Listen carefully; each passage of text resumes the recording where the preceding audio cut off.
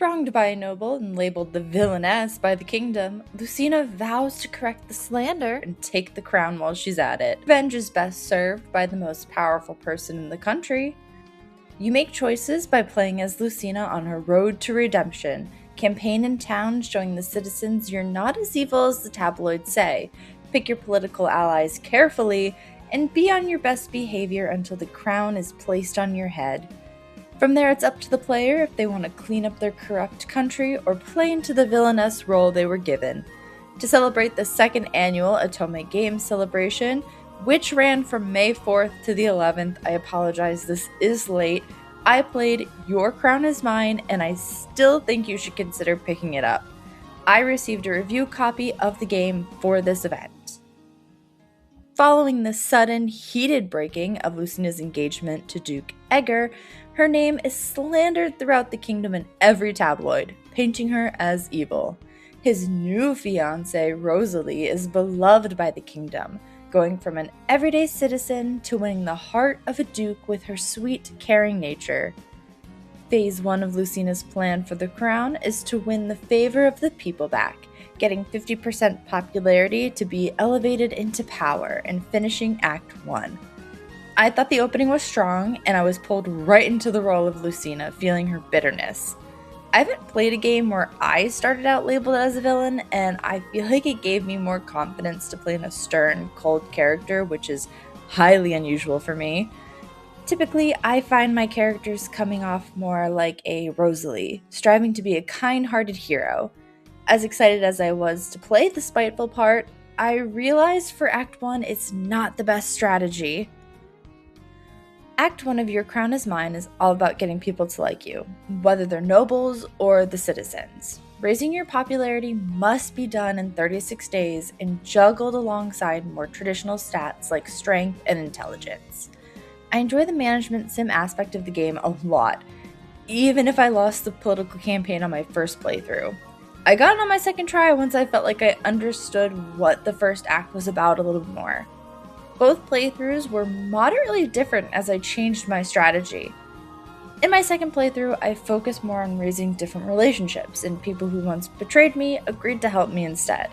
This action unlocked extra scenes, like a fun interview for a newspaper.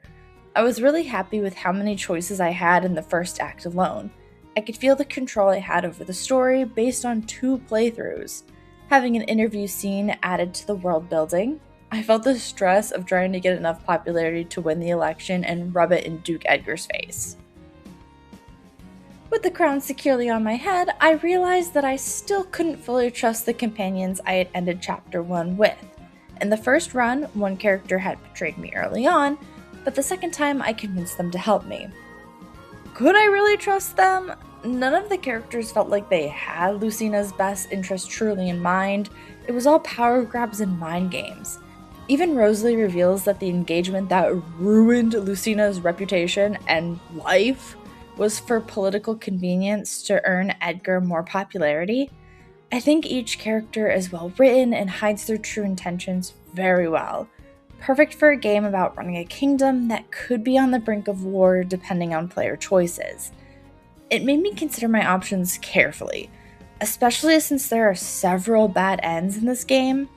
Lucina must keep an eye on those who swear their loyalty to her, as all their true colors will eventually show. Though her allies aren't the most trustworthy, that won't stop Lucina from lighting some candles and turning on the charm. Interactions with romanceable characters will either raise or lower their affections towards Lucina, which changes the story and the outcome of Lucina marrying them after she gets the crown. Rosalie seems like the easiest love interest route to pursue, already enamored with Lucina, and I raised her affection stats fairly quickly. For my playthrough, I chose to court Helios, and at first, I didn't visit him enough to have him write good things about Lucina during the election. But I started to win him over. I like that the romanceable partners have flaws and secrets, and Lucina isn't perfect in their eyes. Rosalie is the exception, as Lucina is made of gold in her gaze. In my first playthrough, I received 2 bad endings. I made the silly mistake of pushing Lucina's energy to 0, thinking it would go to 0 and I could recover the points on my next turn.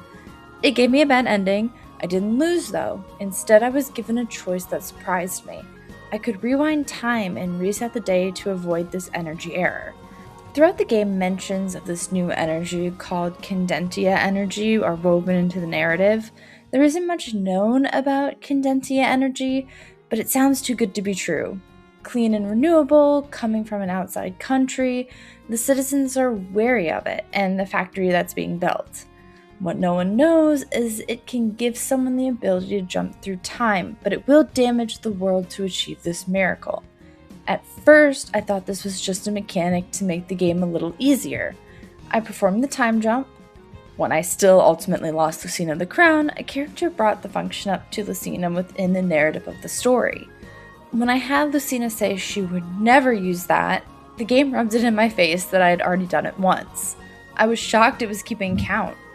It would allow me to continue the game by taking the crown by force with some consequences. At the time, I declined, but I am interested in playing more with that feature and seeing where that leads. I enjoyed the look of Your Crown Is Mine. It was like playing an interactive manga. There are transitional cutscenes that were broken into panels with word bubbles. Panels actually play a big part in the design of the game. After choosing a dialogue choice, there's a close-up of a character's face blown up in the panel to display their emotions. Some of my favorite effects that gave the game that manga feeling were Rosalie's introduction, where she's surrounded by blooming roses like a shoujo protagonist, and these subtle orbs that would glitter when something went Lucina's way.